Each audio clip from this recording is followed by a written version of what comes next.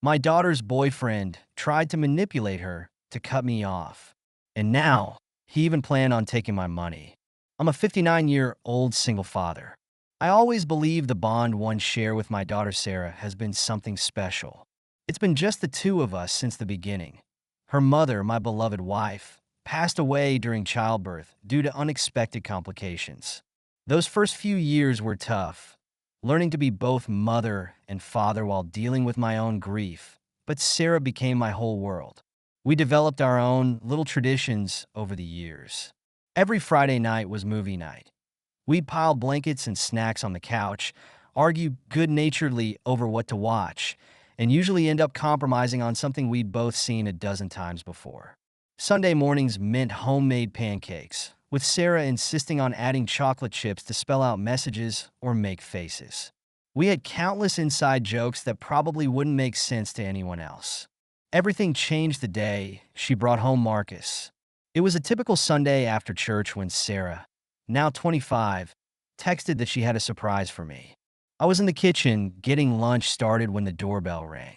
Opening it, I found myself face to face with a well-dressed young man I'd never met before. Sarah bounded over, practically glowing with excitement as she introduced him as her boyfriend Marcus. He was polite enough at first glance. Firm handshake, call me sir, asked thoughtful questions about my work in construction management. But something felt off. I couldn't quite put my finger on it, but his smile never seemed to reach his eyes, and there was an artificial quality to his politeness, like he was performing rather than being genuine. Still, Sarah looked happier than I'd seen her in ages, so I pushed my concerns aside. The first few months seemed fine on the surface. They'd come over for dinner every couple of weeks, watch movies with me, and participate in our Sunday traditions. Marcus would compliment my cooking and laugh at my dad jokes, but I started noticing little things. How he'd grip Sarah's hand a little too tight if she disagreed with him. The way he'd subtly roll his eyes when she talked about her job teaching kindergarten. How he'd check her phone when she wasn't looking. Gradually, the visits became less frequent. Sarah's daily calls turned into weekly texts. When they did come over, she seemed distracted and anxious, constantly checking Marcus's expression, like she was afraid of doing something wrong. I'd try to plan our usual father-daughter activities, but there was always an excuse. She was tired, they had other plans, Marcus's family needed them. The distance grew wider until it felt like there was an ocean between us. My vibrant, loving daughter became withdrawn and defensive. I missed her laugh, her spontaneous hugs, the way she'd get excited telling me about her students' accomplishments. It felt like I was losing her, and I didn't know why. Then came the phone call that confirmed my worst fears. It was Lisa, Sarah's best friend since middle school, calling one evening while I was fixing dinner. "Mr. Johnson," she said hesitantly, "have you noticed anything concerning about Marcus?" My stomach dropped as Lisa explained what she'd witnessed. Marcus didn't like Sarah spending time with friends, especially other men. He'd check her location constantly and get angry if she didn't answer his calls immediately. He convinced her that her friends were jealous of their relationship. And the most surprising part is I disapproved of him. When Sarah mentioned me, he'd fly into a rage, accusing her of being a daddy's girl who needed to be mature. The next time Sarah visited, alone, for once, I carefully tried to broach the subject. "Sweetheart," I said gently, "I've noticed you seem different lately. Is everything okay? You know you can tell me anything, right?" The change in her demeanor was instant. She went pale, refusing to meet my eyes as she insisted everything was fine. Then her tone shifted, becoming defensive and almost hostile. "You just don't like Marcus, do you? That's what this is about. You've never given him a chance. You're always judging him, making him feel unwelcome." I was stunned. God, this wasn't my daughter speaking. These were Marcus's words coming from her mouth. He'd somehow convinced her that I was the problem, that I was trying to control her life and sabotage her happiness. When I tried to explain that I only wanted what was best for her, she cut me off with an ultimatum. Either I changed my attitude toward Marcus, or she wouldn't come around anymore. She stormed out, leaving me standing in our kitchen. At that moment, I could feel like my heart had been ripped out. I wanted to run after her, to shake some sense into her, to make her see what Marcus was doing. But I knew that would only push her further away. Weeks passed with minimal contact. I sent texts that went unanswered and left voicemails that were never returned. Then, on a Tuesday morning while I was at work, I received an email that made my blood run cold. The subject line read, "Your daughter's life," in all caps. Inside was a photo that still haunts my nightmares. Sarah, tied to a chair, tear streaks visible on her face. The message demanded $25,000 wired to an account by the next day if I wanted to see her alive. They warned that contacting the police would result in her death. My hands shook so badly I could barely hold my phone as I read it over and over, trying to make sense of this nightmare. Fighting to stay calm, I called my best friend Mike, who'd been on the police force for 30 years. He told me to forward him the email immediately and not to do anything else. Within hours, his cybercrimes team had traced the email's origin. It had come from an address I remembered having seen before. I carefully looked back at the picture.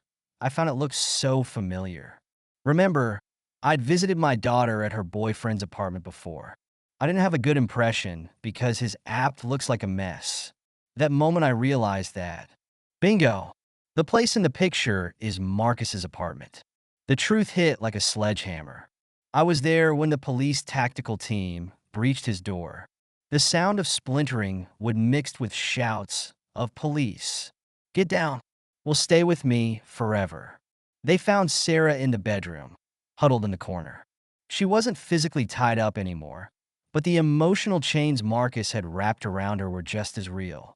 When she saw me, she launched herself into my arms, sobbing so hard she could barely breathe. I held her tight, stroking her hair like I used to when she had nightmares as a child, whispering that everything would be okay. Marcus was screaming about it all being a misunderstanding as they led him away in handcuffs, but the evidence was overwhelming. The investigation revealed the full extent of his manipulation.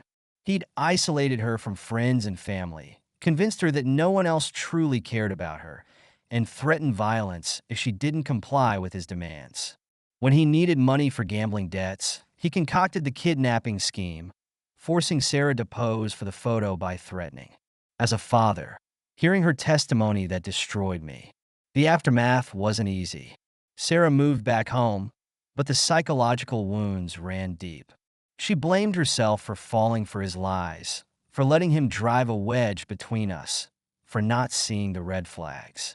I assured her repeatedly that it wasn't her fault. Manipulators like Marcus are experts at what they do, and she was a victim, not a willing participant. We started therapy together, working through the trauma and rebuilding our relationship. Slowly but surely, our old traditions made a comeback. The first Friday movie night after everything happened, we both cried during the film, not because it was sad, but because it felt like coming home. Marcus eventually pleaded guilty to extortion and other charges, receiving a lengthy prison sentence. Sarah testified at his sentencing, standing tall and strong as she described how he'd systematically torn apart her life. I've never been prouder of her courage. Today, our bond is stronger than ever. Sarah's teaching again, surrounded by the love of her students. She started dating someone new, a kind, genuine man who encourages her relationships with family and friends. Most importantly, she's found herself again, that vibrant spirit that Marcus tried so hard to crush.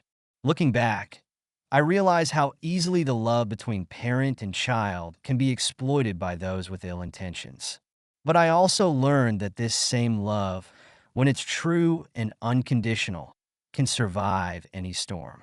Sarah and I emerged from our darkest hours stronger and closer than before, proving that while trust can be shaken, the foundation of family, real, loving family, cannot be broken.